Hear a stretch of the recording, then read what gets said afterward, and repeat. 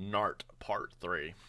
This video is brought to you by G Fuel. Oh, well, we know what type of people watch fucking Mark. Exams, I was ready to dive into more material almost immediately, and just like last week, with the video edited by Editor-san. completion of this week's batch of manga volumes, I can finally admit that the story of Naruto has Ayo, I paid 500 I per now video. want to read the series all the time, and because of that, I now fear the day that will eventually, inevitably come where I will have to stop reading Naruto. The first arc acted as a brilliant introduction to the characters, themes, and familiar. Did people make fun of me at the way I said nuclear?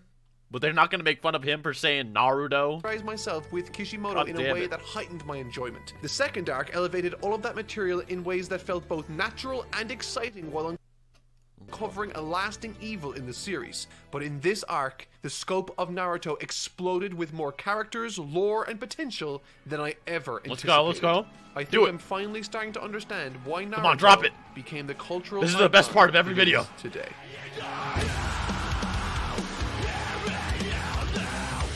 Yes! A main feature of this story, and indeed its worlds... That's the video. We can click off now. That's all I needed to see. Since I began covering it has been the Hokage, their history, what they represent, what they've done, and who will next be selected as the 5th Hokage.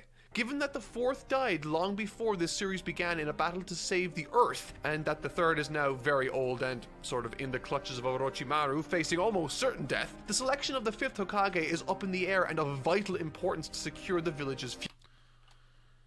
He's talking about something that's happening after Konoha Crush? And thus are the circumstances and stakes heading into this video's material. And speaking of which, I think this might be the best opening an arc has received since I started reading. Effectively, the world Naruto's grown up in is suddenly plunged into chaos and ruin. While the first 2 arcs, Land of Waves and the Chunin exams, began in absolute stability, this one begins in utter chaos. The very best of the best are being backed up against the wall, all the while Naruto, Sakura, and Shikamaru are being ordered to chase after Sasuke to stop him from overextending himself, with the expressed order that, once they achieve their assignment, they need to wait for further instructions. I can only imagine the anxiety that would flow through me if I was assigned something like that. Effectively being asked to run from home on a rescue mission of sorts, not knowing if I'll ever return to see my community in the same state ever again. There's such— I'm gonna be real, after the Land of Waves and the Chunin exams, it really wouldn't be no thing. Unbelievably high stakes with the entire infrastructure the Chunin of exams this is world way hanging worse in the balance. It's such an unbelievably effective attention-grabbing opener that flows brilliantly from the abrupt conclusion to the Chunin exams prior. Furthermore, I can absolutely appreciate why pursuing Gaara is immensely important to the likes of Sasuke on a narrative level. And it all ties back to his foundational motivations from the 1st and 2nd chapters. Sasuke's expressed interest before the Chunin exams even began was to fight worthy adversaries to increase his strength and proficiency as a ninja. This is to, of course, accomplish his one goal, to kill his brother. Knowing that his brother is much stronger than him, Sasuke needs to be as sure as he can possibly be, once he does eventually track him down, that he has the strength to do what he wants. And so, Gaara is a new focus.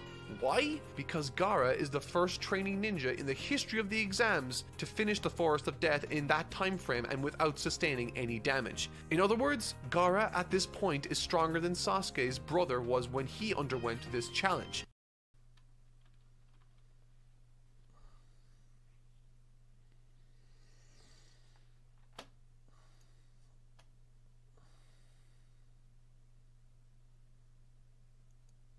His strength and proficiency as a ninja. This is to, of course, accomplish his one goal, to kill his brother. Knowing that his brother is much stronger than him, Sasuke needs to be as sure as he can possibly be, once he does eventually track him down, that he has the strength to do what he wants. And so, Gaara is a new focus. Why? Because Gaara is the first training ninja in the history of the exams to finish the Forest of Death in that time frame and without sustaining any damage. In other words, Gaara at this point is stronger than Sasuke's brother was when he underwent this challenge. Of course, assuming he underwent this challenge. And so... Okay. He's saying that Gaara was stronger than Itachi's brother when he was like 8, I think. Proving to himself that he can defeat Gaara is a great indicator of how strong Sasuke is relative to his brother at this point in his life. And the eventual pursuit of Sasuke by the likes of Naruto, Shikamaru, and Sakura is really fun, incorporating a diverse number of characters, not limited to Gaara himself eventually. But of the battles leading up to that effort, Shikamaru's is the best, I think. YouTube commenters learned the difference between forgot and chose not to mention challenge. What's he on about? Brother was when he underwent this challenge. Of course, assuming he underwent this challenge. And so, proving to himself that he can defeat Gaara is a great indicator of how strong Sasuke is relative to his brother at this point in his life. And the eventual pursuit of Sasuke by the likes of Naruto, Shikamaru, and Sakura is really fun, incorporating a diverse number of characters, not limited to Gaara himself eventually. No, Itachi was not Kage level at 7, no. Itachi, he's just saying that Gaara did better than Itachi during the Chunin exams. But of the battles leading up to that effort, Shikamaru's is the best, I think. Working in a very similar fashion to his prior conflict during the Chunin exams against another of the Sand Village's best and brightest, he's really won me over with his relaxed, laid-back, and calculated approach to everything. Formulating a plan of action in seconds against the So, here's some things going into this video that we have to see if he does. We're gonna see if he did pick up on. I don't even think it's picking up at this point. I think he just literally acknowledged he knows that people are commenting on his videos certain things, but he needs to comment on that Sasuke's not just trying to fight Gaara because of Itachi. There's like a certain like loneliness aspect that's gonna develop Sasuke from this fight. So we're gonna hopefully he picks up on that, or he read a comment that says that. But we'll see. Pursuing bad guys, all within a frenzied panic. Furthermore, Shikamaru during this sequence. No, he's not. He didn't say Gaara is stronger than Itachi. He said Gaara as a kid is stronger than kid Itachi, which isn't true. But he's saying like in terms of like their performance in the exam. Mark's just like bad at wording things. He just has shit rhetoric. Like. Sequence brought to my attention an in-universe explanation that excuses for me one of the most irritating aspects of modern and classic anime. With this shadow possessing power, there's now an in-universe reason for people to stand around blustering and talking their hearts out with no action, thanks to his special shadow ability. But that's not the only fight that starts taking place towards the beginning of this section. No, he's not saying. Okay, no, he's not saying he's stronger. He's saying, in Sasuke's perspective, Gaara did better. It's time for. Yes, let's go, dude. Orochimaru versus the third Hokage, I love that theme, Hiruzen. dude, so far. When I first Bad started reading situation, this so good. fight, one of the things I didn't expect to show its face were the levels of sentimentality it ended up brandishing. There are some powerful moments of reflection on behalf of Hiruzen himself, with his confrontations against his resurrected masters, all the while he's forced to contend with his one-time This fight star was so pupil, raw Orochimaru. looking back. He had to fight And when you Edo, lay out the material Hashirama, like that, it's easy to Tobirama, see and the obvious Orochimaru. opportunities for emotional connection. But the way this fight paces itself and dishes Hiruzen out had to fascinating fucking exposition fight both about everyone, bro. Orochimaru as a child, his relationships with Hiruzen, and of course the history of What a Hiruzen himself crazy as a fight. youth, you can't help but feel that much more invested and connected to these characters, not to mention the world they're involved with. The story in question is called Naruto, but this fight, while having little to nothing to do with that character, stands on its own 2 feet and breathes new life into the story. The action itself, although feeling less like ninjutsu now and more like elemental bending on the scale of Avatar: The Last Airbender, provides more spectacle than pretty much anything we've seen before this point, and it reminded me of how old Hiruzen really must. I wonder if he's gonna comment that like Naruto versus Gaara is like a bigger spectacle and how weird that is, because I think it's weird. No.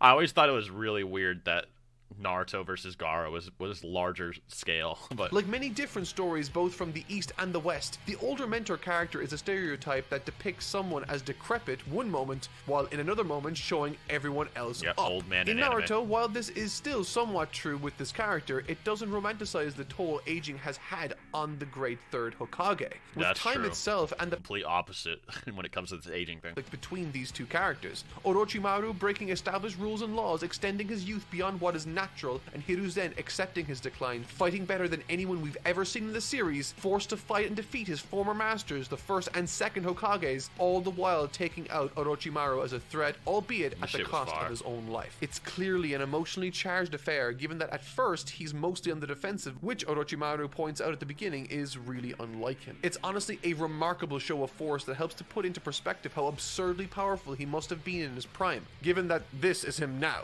taking some of Orochimaru's absolute best, and while he does die, losing the battle, he secures the safety of those around him for the time being, eliminating Orochimaru's ability to weave signs, thus, in essence, winning the war. The most effective and, I think, perhaps the most important aspect looking to the future concerning this fight, however, might be that of what we learn about Orochimaru in these flashes to the past. How he was hoping to be the fourth Hokage and failed in meeting the requirements, and now he seeks to have all the knowledge of all the different styles, granting himself eternal youth in the process. Overall, from an aesthetics perspective, this fight was visually beautiful in the manga, and in the anime, the animation only served to elevate that material. I particularly enjoyed the back and forth the anime was good with his former masters. The special effects animation on display for mudslides, fire, and water, there's so much stunning movement coating that episode. I do, however, have one small criticism of this fight. While it's perfectly natural for Orochimaru to remain something of an unknown going into this encounter, Hiruzen, the third Hokage, felt still unfamiliar to me despite his presence in the beginning of this story. And due to this, the narrative had to dedicate substantial sections to exploring Hiruzen as well as Orochimaru. That's not a deal breaker at all, however, and what narrative exposition there is, I still relatively enjoyed. I mean, the entire purpose of this fight at the end of the day was to give us a history lesson and build up the world further, so it succeeded in that effort, crescendoing on a powerful and intense moment as the third Hokage sacrifices himself to rid the world of a great evil, one last time protecting the people he cares for deeply by removing Orochimaru's abilities, which I am only now realizing is another very similar narrative move to Avatar: The Last Airbender. I'm getting a feeling they might have taken some notes from Naruto in this respect. And while this fight did bookend this section of the story, the real meat of the conflict, proving to have spectacle to rival that of even the Hokage level threat here, was that of Naruto. Okay, so I don't know, his Hiruzen analysis is a little bit weird, and he doesn't seem to understand Orochimaru at all either, which you kind of learn more about Orochimaru in the war arc, but I feel like one of the biggest parts of this fight for me was the student-master relationship. And you can just kind of, he didn't even point out that there's some foreshadowing even going on. Like, yeah, you don't understand Orochimaru fully until you read more, but he didn't point out that Orochimaru had to, like, stab himself to stop himself from crying. He didn't bring up the dialogue with Kabuto. Speaking of which, has he talked about Kabuto a single time in this whole thing? Did he ever mention Kabuto? Yeah, he never brought up how Kabuto was talking to Orochimaru about if Orochimaru really could go through with it, if his ambitions were actually more than the family, because here's what it is. Here's what it is at the end of the day. Orochimaru is pulling a Sasuke. Okay, so Orochimaru was foreshadowing that he's like Sasuke. Okay? And this is what a lot of people don't get, but Orochimaru turning on the leaf, the reason he's shown crying and stabbing himself and questioning if he's going to do it is because Orochimaru is showing that his ambition and what he believes in, he's willing to cut off the past to do it, to spin the windmill, okay? So that when Sasuke eventually has to come to that dichotomy after losing to Gaara, he realizes, I need to cut off the past and pursue my ambition. Orochimaru has already established that he's like Sasuke. And that's the important part of that fight. There's also the other important part is that Hiruzen foreshadows Naruto's power-up, which is, you know, when you're protecting other people, you become stronger. It's Haku's message as well. And other than that, it's also a great situation where it shows the power cliffing as well. So that's what it's supposed to do as well. You know, you had at the very beginning of Naruto, you had the Jonin power cliff, like this is what Jonin are capable of. And now you have the Sannin level the Sannin Kage level power cliffing. It also will hype up the Sannin for the future. It hypes up Jiraiya, and it will hype up Tsunade, who's going to be the next Hokage as well. But I feel like Orochimaru being Sasuke before he was Sasuke is very, very important, and it's unfortunate that Mark did not pick up on that. So let's see if he picks up anything with Gaara, though. Versus Gaara. Naruto versus Gaara. The showdown between Gaara and the various characters that try to stop him is brilliant. Beginning with the closest in pursuit of the young man, Sasuke, our favorite little moody boy. And their dynamic is interesting. For me, mainly because it's between two people with hateful motivations. Sasuke attempts his third and possible suicidal attack, willing to throw his life away at the chance to proceed ever closer to his one single-minded goal. All the while, Gaara, a once small reserved child, now more closely resembles a monster. Grotesque, his body, face, and so Gaara is the true single-minded desire. Sasuke is conflicted. That's an important detail. And that's why Gaara beats Sasuke. Contorts to form an accurate representation of the hatred and suffering inside his mind. I like that in making this decision, Sasuke began to once again succumb to the curse of Orochimaru, and just as he's being overcome by it and facing the finishing blow from this new monstrous Gaara, I don't like the way he said booty boy. The save. With this save being perhaps metaphorical or emblematic of what's to come for Sasuke and Naruto, that Naruto will in the future save him from himself. And once Naruto arrives, we recognize that exact same conflict cloud his mind and cause that very same hesitancy. Only once before have we seen Naruto freeze up, and since then it's been pretty smooth sailing. The source of his determination and bravery has always been that, regardless of the opponent, he knows that he's willing to go further, to push himself more than they are. And to him, at this point in his life, that's all he has. He doesn't believe in or rely on what comes naturally to him like Sasuke does, and he doesn't believe in his intelligence the same way Sakura or Shikamaru would. And really, it's easy to see why. He's never been told to believe in those facets of himself, and as a result, has only tested himself in the realms of his own determination.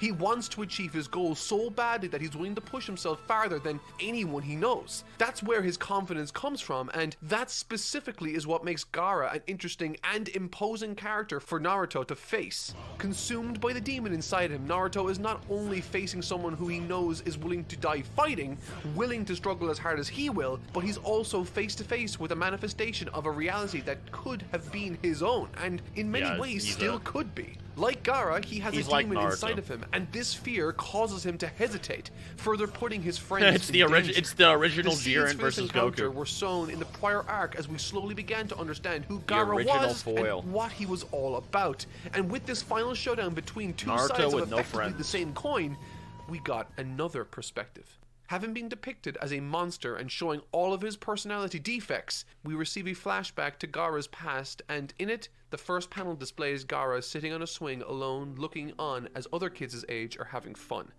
Remind you of anyone?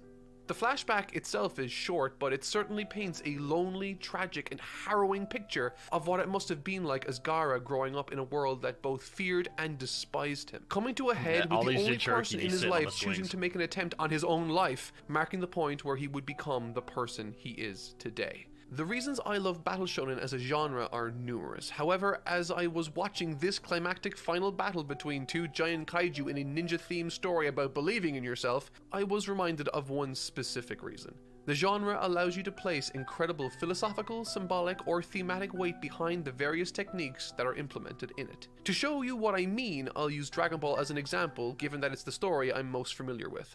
Towards the beginning of Dragon Ball Z, the events of the Saiyan saga get underway. Goku dies, his son's kidnapped by his arch-nemesis, and aliens invade and take over the world. It's pretty standard stuff. And just like this arc in Naruto, where we see a giant frog slice a sand monster with a sword, the visuals and craziness of the Saiyan saga, what with its giant monkey monsters, massive beam struggles, and depiction of the afterlife, gave it more than enough eye candy to put on a wild show. But the reason that this arc was successful had much more to do with the simple story that was being told at its foundation, and how the actions of the main characters reflected the philosophies that they represented. When Vegeta arrives, he doesn't show affection for his allies or anyone really. In fact, he kills his oldest comrade the second he's no longer useful to him. In this way, Vegeta acts as the opposite of what Goku represents. He's trying to in the fucking story. dragon pill the Naruto fan base or what? Of the arc to save literally everyone, Goku travels to Otherworld and after exerting more effort than any mortal in history across Snake Way, requests the help of someone he has never met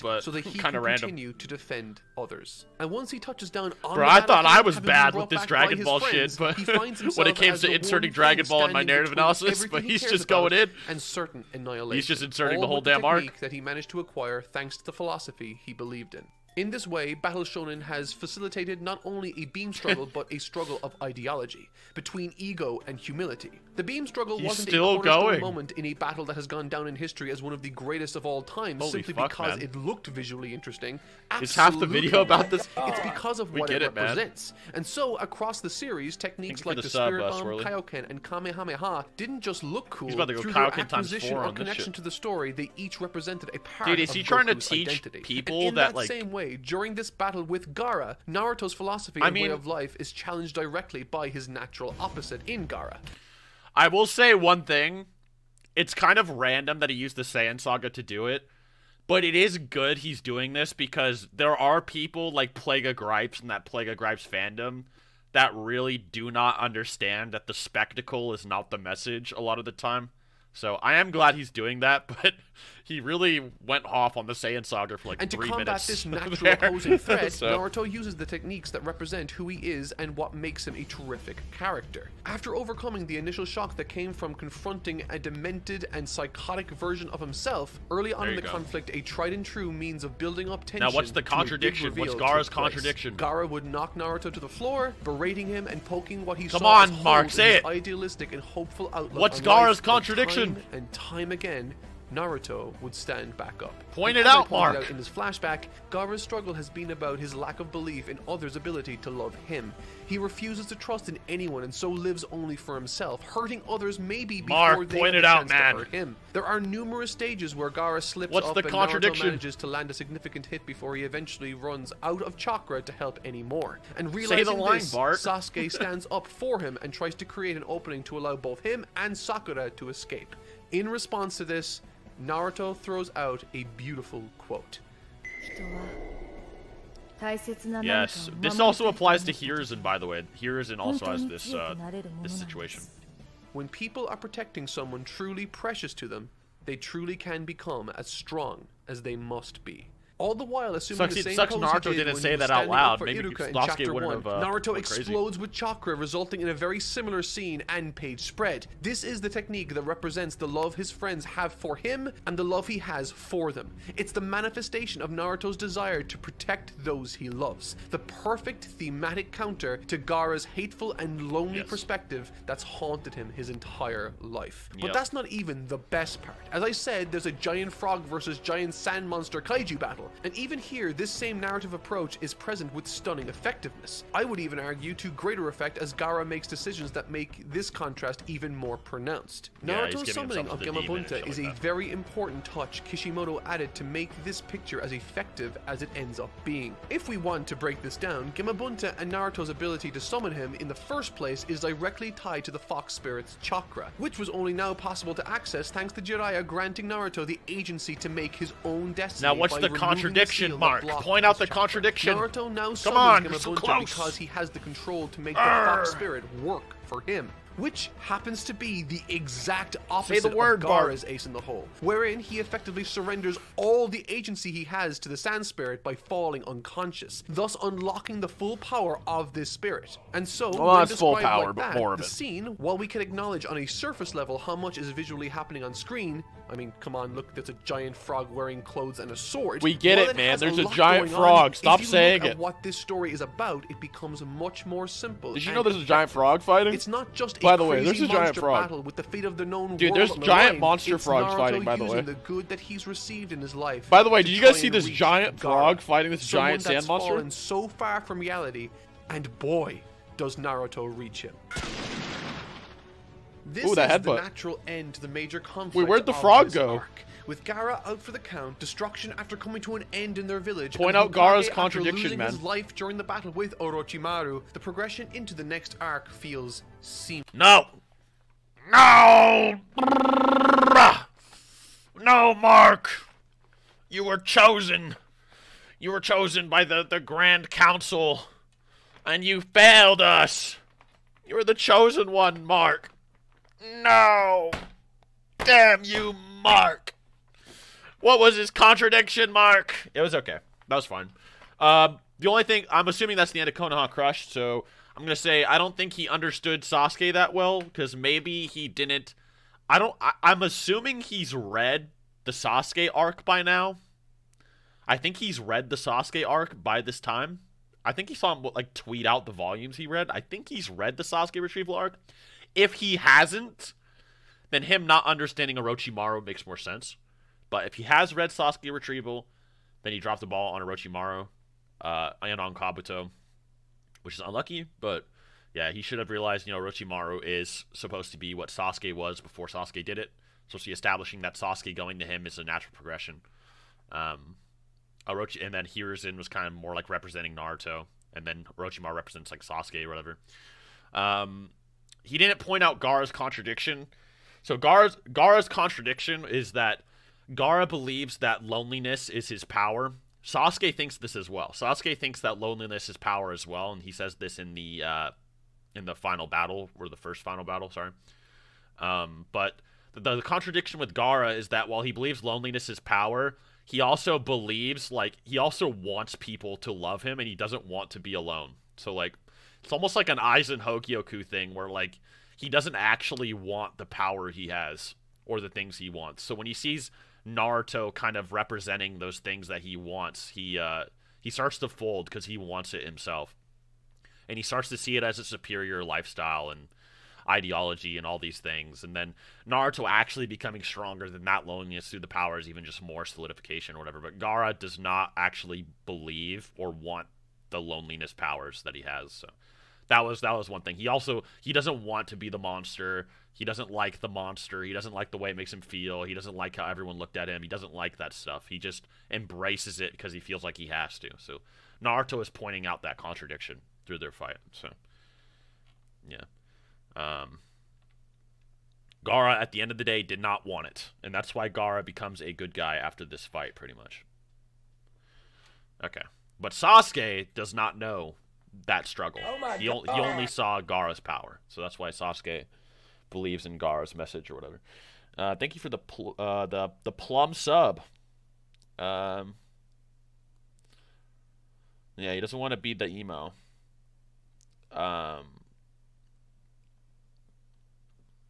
Alright, let's see. Something I've criticized Dragon Ball Super in the past for was how little the arcs themselves flowed into each other. Everything felt as though it... I hate it when Mark talks about Dragon Ball, dude. Mark, can you stop talking about Dragon Ball, bro? You just don't get it, man. I'm sorry, you just don't get it, bro. Like, you think Goku's a flat character, bro. Like, we don't need to talk about Dragon Ball, man. Can we just move? Can we just talk about Naruto? Your Naruto shit's okay, bro. Can we just stick to that, please, man? Like, I'm really tired of hearing you talk about fucking Dragon Ball, bro. I'm gonna be real.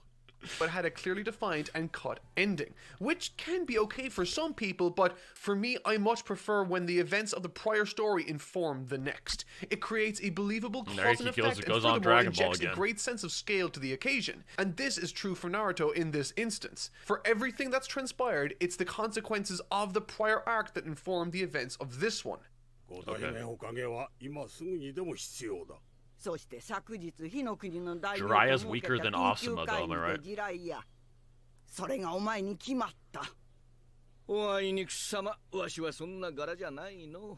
Jiraiya is such a lovely character, quirky and light from the beginning. I saw a very Naruto sort of energy within him, reinforced perfectly in this section by the imagery of his training days. And it's this position, the fifth Hokage looking to be filled, that this arc it's kind of boring, but it's like a cute arc. This upcoming arc concerns itself with answering predominantly two questions.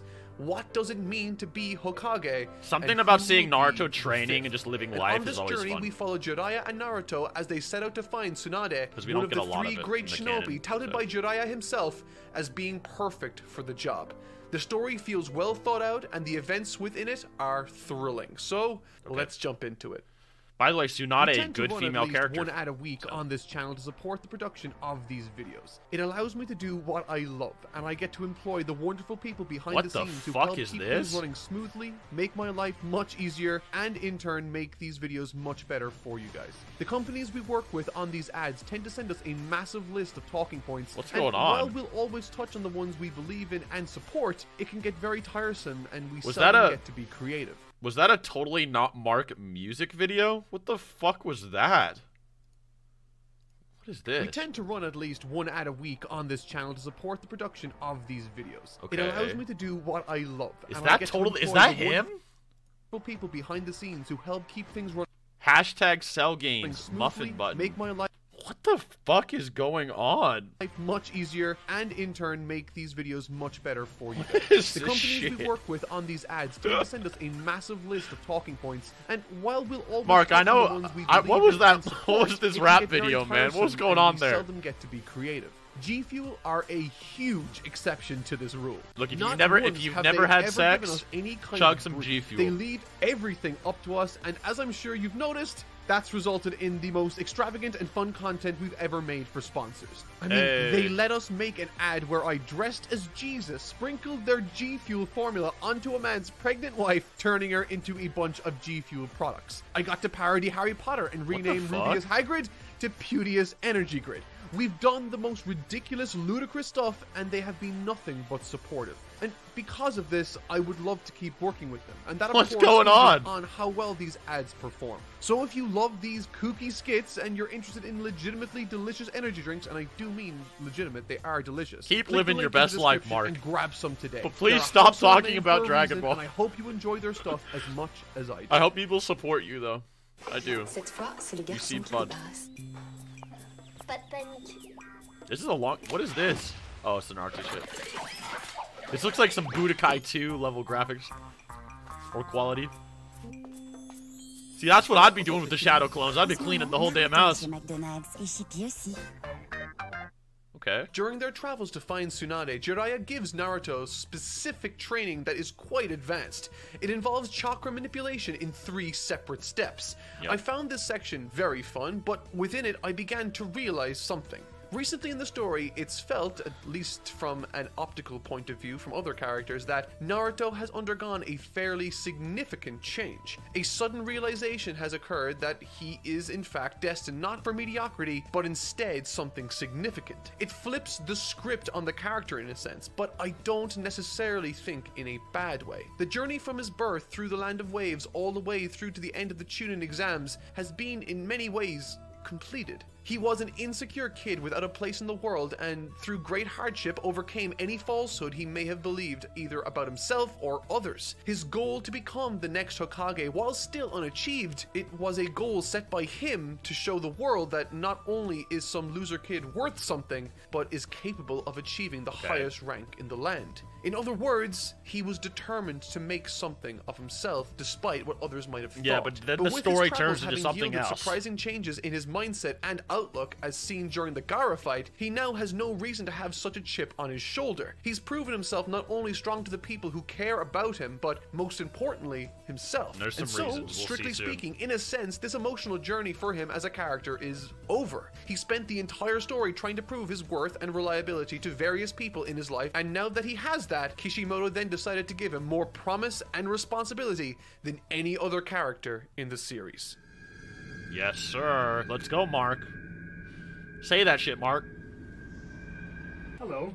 Do you have a moment to talk about our Lord and Savior?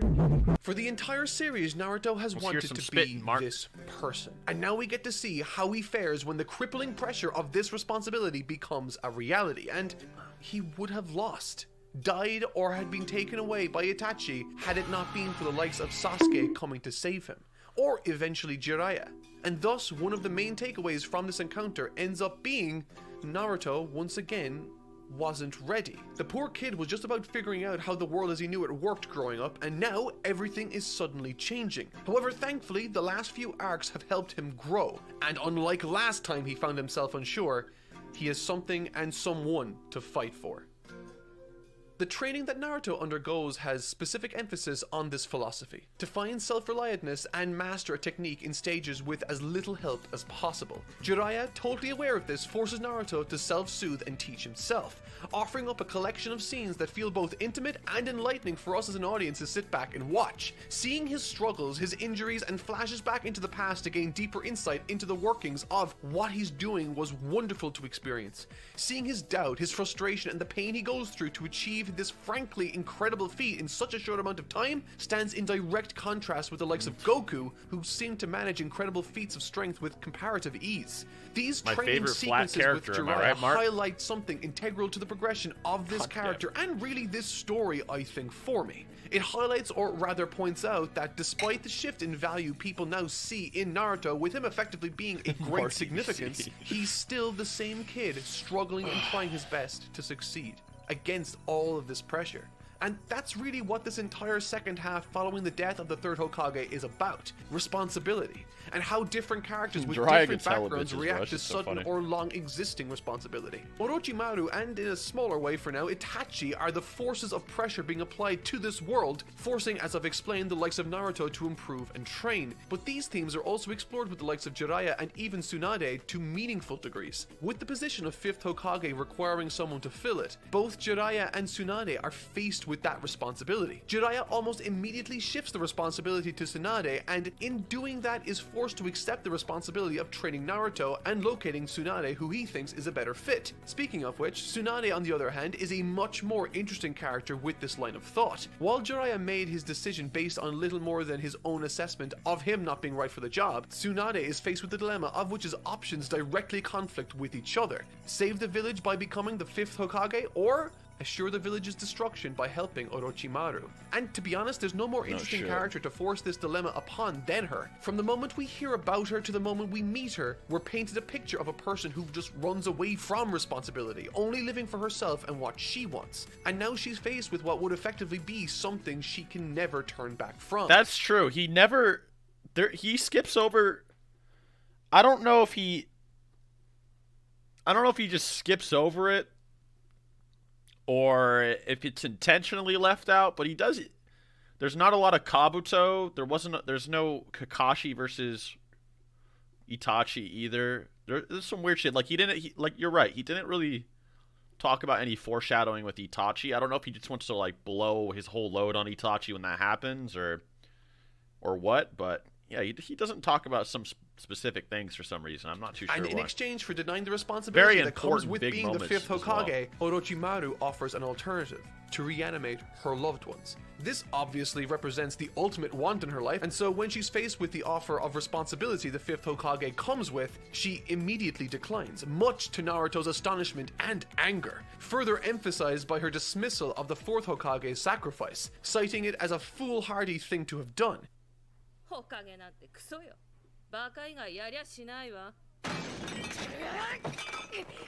This was such a satisfying scene, a clash of two literal opposing ideologies. Bad, bro. One who is willing to do anything to achieve the status of Hokage, and one who thinks it's pointless. Punctuated by a short but philosophically rich fight outside, one where Tsunade chose not to use more than her fingernail, and to great effect she uses it, but... And Tsunade flicking Naruto away makes the Sand Village seem like such ass. Makes itself known through the technique he's been training. The responsibilities that he's adopted during this training session, the technique that represents this responsibility, shocked Tsunade and gives her an idea. Let Naruto train 1 week, and if he can master the Rasengan, she'll say he's deserving of becoming Hokage, in addition to giving him her grandfather's necklace.